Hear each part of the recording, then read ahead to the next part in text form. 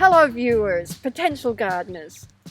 We're here today with Lottie, and this is Brian, and there's more to their family that have come here from Arizona to start a new life and to start a brand new garden.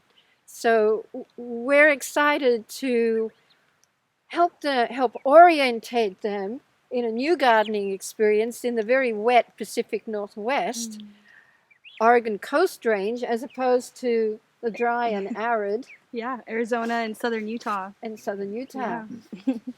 Very different climate here. So we're really appreciating you taking this time to be here and help us. Yeah, and I'm excited to guide you through this experience with 29 years of living in this neighborhood. Yeah, me too. Okay, so in planning a new garden, the first thing we want to understand is the four elements. Where is the sun coming from? What direction is the sun? And how many hours of sunlight you have? Where's your water source? Yeah. And where is it coming from? Okay. Not only the quality of the soil, but the slope of the land, the lay of the land. And then that ties in with water. How is the water moving across the land?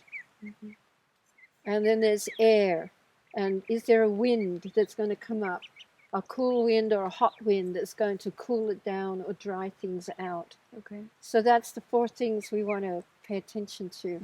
And number one in my book in Oregon is the sun. Yes. It makes a drastic difference. So where is south? That is a good question. South. South? Okay. South. Okay. Looks like south to A me. little disoriented here. Right. Okay, so south.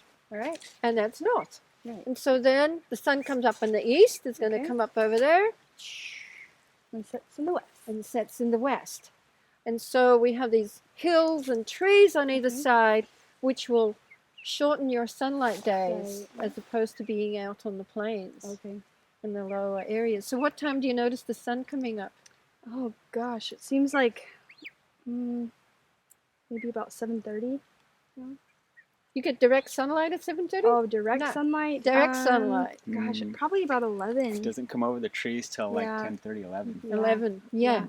So in that case, this side of your garden is going to get The most. more earlier sun, Okay. and that side is going to get the later sun. Right, okay. And so you can strategize what you're planting according to how much sunlight they want to have. Yeah.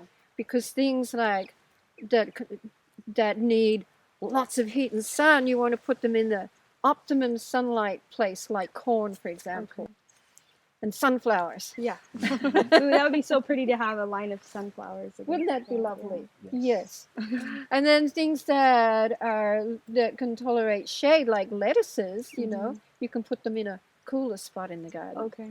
Yeah. Good.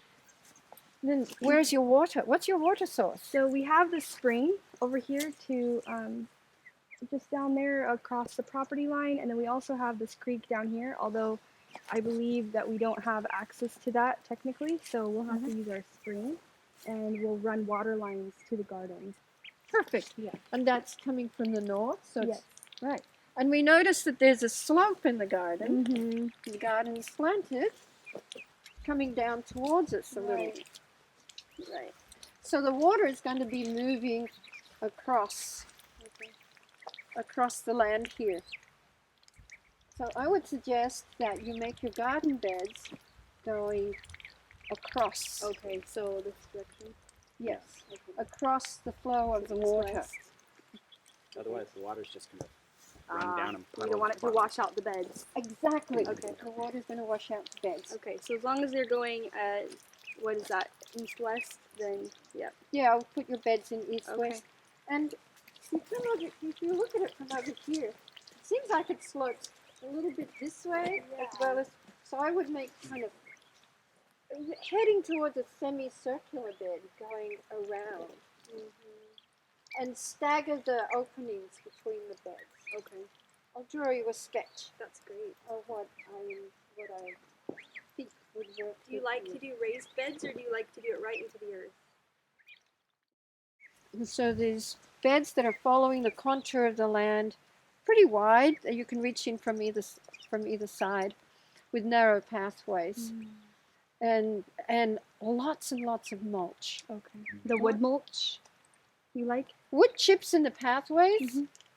Straw. chips. Old straw. Old straw. Okay. Old straw if you can get hold of it, because new straw still has seeds in it. Yep. That's true. We saw that growing up in our gardening as well. So, okay. So straw, wood chips, kind of raise the beds with dirt coming down. Yeah, you just kind of like create your pathways. But this is so sodden right now. If you try to dig around in this, you'll just really compact the soil. Yeah. It's going to be, you'll lose the integrity of the soil and become very compacted. So what I would do now is add a bunch of manure, some composted manure that's mixed with straw. Okay.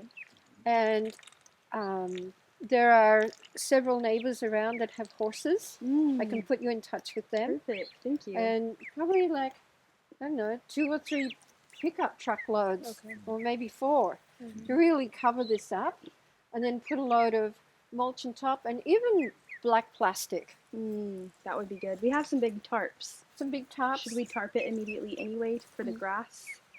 Well, it's for the grass and to help to keep it from getting so... The ducks are enjoying the puddles. But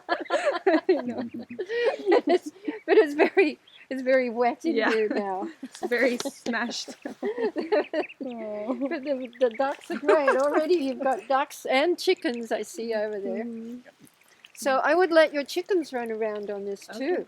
Okay. And let them scratch it up and poop and things. So they're already amending the soil. Good. All right. Yeah. I would also recommend adding lime. Oh, yeah. Into this right here. Right. Okay. And wood ashes, because our soil tends to be acidic. Yeah. Great for berries, right? Berries and roses, Yeah. they love it. Not so much for produce. Not so much for produce. Okay. So you want to add some lime. And whenever I add manure, which tends to be acidifying, I add lime at the same time. Okay. Awesome. Right. And once you get a wood fireplace going, then you'll have an endless supply of wood ash. Yeah. Which is great. The other thing that I know another neighbor uses is oyster shells.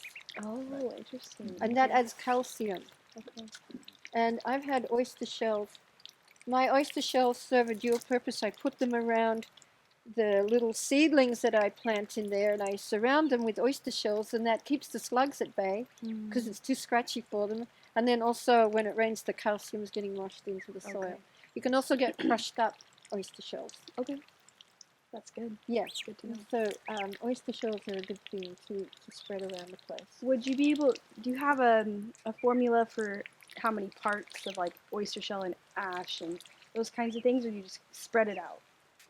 Does it matter? I'm sure there's a formula, Okay. but I'm an intuitive person, Okay. Yeah. so Okay. I kind of tune in, Okay. which brings us to the 5th element, Okay. which is ether in Chinese medicine. And the ether would be like the spirit of the land, and tuning in with your intuition and organically. And so my way in life, and for many of us, we gather this information on an intellectual level, and you gather that and sink it in, and then sit with your land and listen to what it is asking you to do. Because you are experienced gardeners, but from a different ecosystem. Exactly.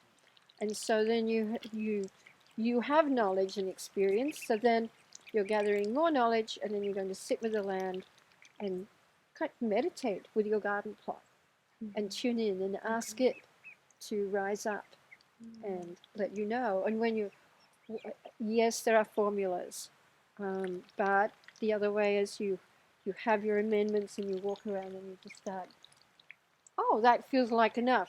Oh, I think it needs a little more, Okay. you know? Well, it's really beautiful that you talk about the spirit of the land and the ether, because, you know, I came out about a week before you reached out to us, and, you know, thinking about starting over in this new climate with all the new elements involved. I really want to be able to do it right and to know how to do this, but I don't have the knowledge of how to do it here. And so I actually asked the Earth to please call in help and support, and here you are.